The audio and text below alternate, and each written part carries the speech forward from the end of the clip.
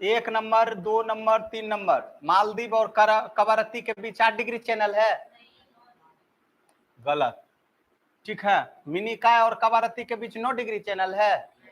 गलत। अंडमान दक्षिण निकोबार के बीच 10 देखो, मालदीव और मिनिकॉय के बीच 8 डिग्री चैनल, मिनिकॉय और कवारत्ती के बीच 9 डिग्री चैनल। तो यहाँ क्या दिए हैं, मालदीव और कवारत्ती के बीच 8 डिग्री चैनल। तो ये तो गलत है ना, बोलो ना। दूसरा क्या है, मिनिकॉय और कवारत्ती, ये तो सही है ना तब बाबू, मिनिकॉय और कवारत्ती। ठीक है, ये सही है, ये सही। ठीक है। अंडमान दक्षिण निकोबार, तो ये गलत है। एक गलत है, दूसरा गलत है, तो उपरोक्त में से सत्य चुनिए। तो राइट आंसर क्या होगा, कोई नहीं। ठीक है।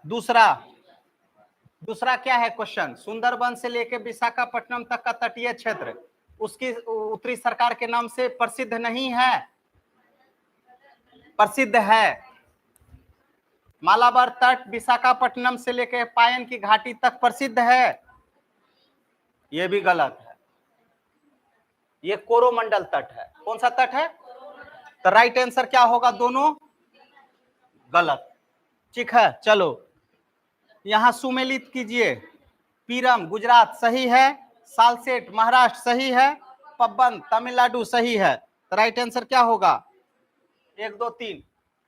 हाँ, अब 3 में तीनों सही किसका है। चलिए अब आगे हम लोग बढ़ते हैं। आज हम लोग आगे जो बढ़ रहे हैं वो देख रहे हैं अपवाह तंत्र। कौन सा तंत्र, अपवाह तंत्र। आसियान का स्थापना कब हुआ था, बहुत बढ़िया। कितना सदस्य देश है, 11। अभी एक बढ़ गया है ना, ईस्ट तिमोर। ये जो 11वां कंट्री बना है ना, इसकी राजधानी दिल्ली। ठीक है ना। आसियान का हेडक्वार्टर कहाँ है, बैंकॉक है कि जकार्ता है। हाँ, हेडक्वार्टर हुआ जकार्ता है। तब इसका हेडक्वार्टर कहाँ है, जकार्ता। और जकार्ता जो है इंडोनेशिया की राजधानी कहाँ है, जकार्ता। बात समझ में है ना। ठीक है। आज का टॉपिक क्या है, हम लोग ड्रेनेज सिस्टम या अपवाह तंत्र। सबसे पहले तो ये देखेंगे कि है क्या। ठीक है ना। नंबर 1 पहले तो ये समझेंगे कि क्या है। दूसरा जो है अपवाह तंत्र, भारत में अपवाह तंत्र का महत्व क्या है। भारत का अपवाह तंत्र कृषि, उद्योग और वैश्वीकरण में कितना महत्वपूर्ण है, कितना महत्वपूर्ण है। द्रोणी अर्थात सिंधु, गंगा प्लस ब्रह्मपुत्र एवं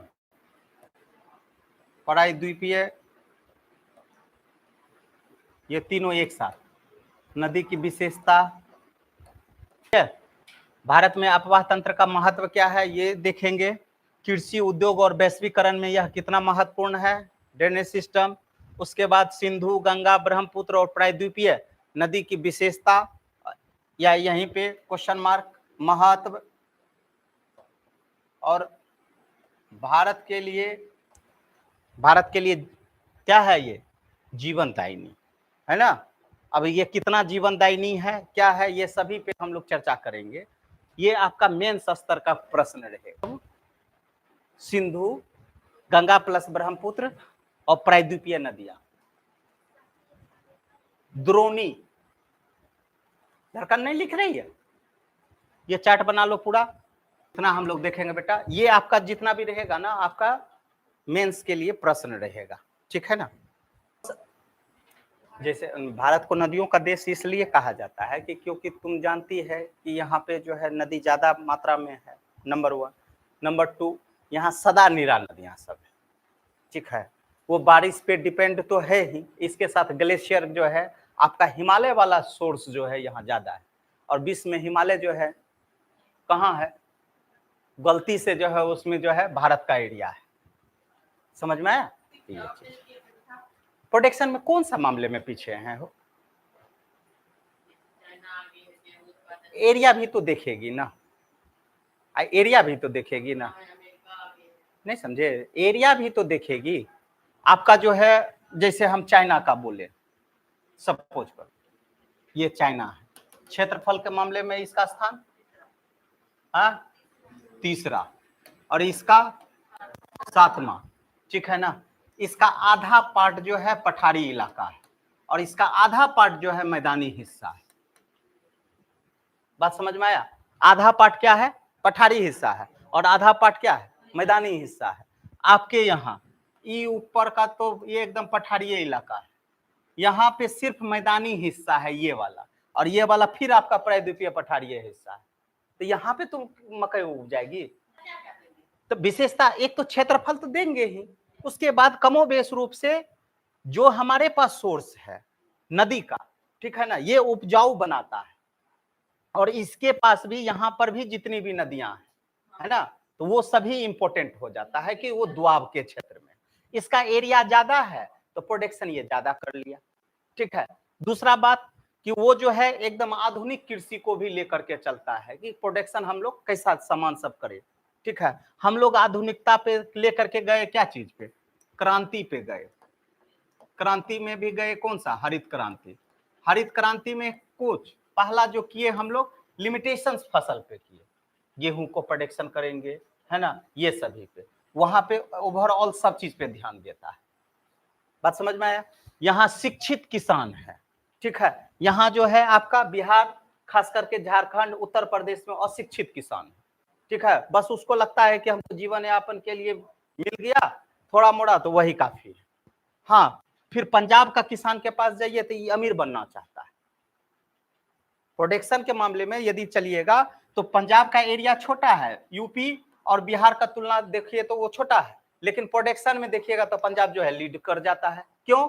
यही बिहारी मजदूरी जाकर के वहां कर लेता है, ठीक है, हमारा ही सोर्स लेकर के यूज कर लेता है, तो प्रोडक्शन ये कर लिया। तो आप तो भारत में देख सकते हैं, तो चीन से क्या तुलना हमको करना है? चीन से तुलना करेंगे भी तो इसका एरिया मैदानी हिस्सा ज्यादा है, ठीक है ना।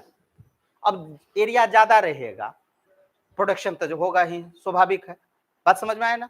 आपका ये बनावट ऐसा है और इसका बनावट ऐसा है। क्लियर?